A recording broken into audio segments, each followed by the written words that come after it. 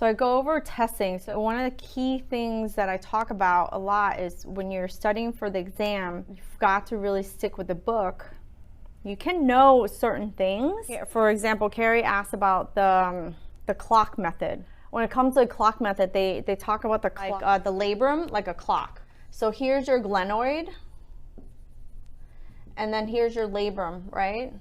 So at the very top is where you'll have like a slap lesion, and then at the Bankart, at the on the anterior side, you'll have a different type of labrum tear depending on where it is. But they call it like 12 o'clock, 3 o'clock, 6 o'clock, and 9 o'clock.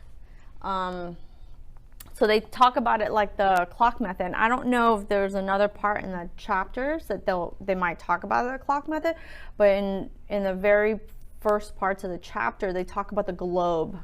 It's the same shit. Clock, globe. They're both round. They're both round. North, south, east, west.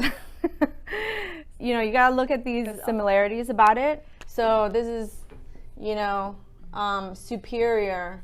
This is inferior. This is anterior. This is posterior.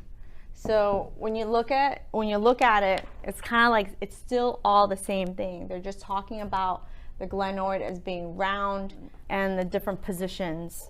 In that sense, it's easy to remember, right? Because they're all round and everything is about positions. And I kind of talk about a little bit of the kinesiology stuff because I had to like restudy that once I started teaching kinesiology. I was like, dear Lord, how do I remember this? I haven't studied this, I haven't looked at this in years, but every time you take those classes, they always talk in those planes.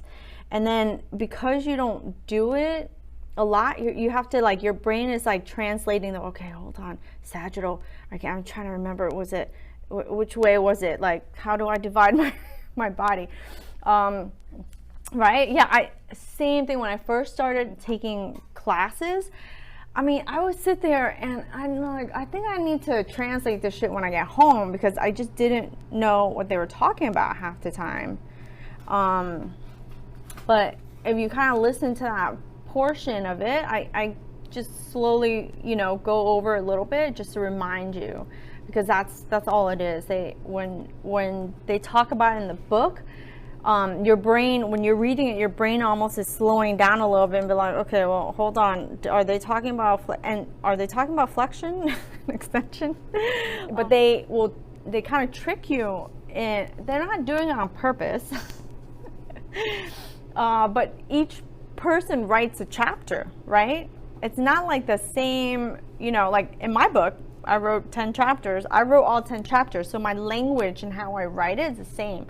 In these books, different people are writing different chapters, and so you'll see some people using the words like anterior and inferior a lot more, and then some people are using like medial lateral versus like other words. You know, it's so obnoxious, but that's part of the translating. But I think once you kind of understand it a little bit easier, it makes the flow of understanding better.